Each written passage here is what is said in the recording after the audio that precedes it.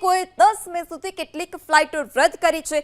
Srinagar, Jammu, લેહની flight ઇન્ડિગોએ રદ કરી છે, તો આ તરફ અમૃતસર, લેહ, ચંદીગઢની ફ્લાઇટો પણ રદ કરવામાં આવી છે। ધર્મશાળા, બિકાનેર, જોધપુરની ફ્લાઇટ પણ ઇન્ડિગોએ રદ કરી છે। કિશનગઢ, રાજકોટની ફ્લાઇટ પણ ઇન્ડિગોએ રદ કરી છે। ભારત પાકિસ્તાનના તણાવને લઈ આ બંને દેશ વચ્ચેના તણાવને લઈ ઇન્ડિગોએ આ મહત્વનો નિર્ણય કર્યો છે। આ યાત્રિકોની સુરક્ષાને ધ્યાને રાખી કેટલીક જે ફ્લાઇટો છે તે રદ કરવામાં આવી છે।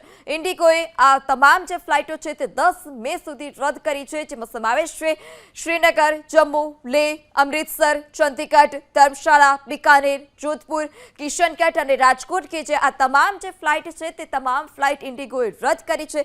10 મે સુધી આ તમામ ફ્લાઇટો રદ કરવા માટે નિર્ણય કરવામાં આવ્યો છે।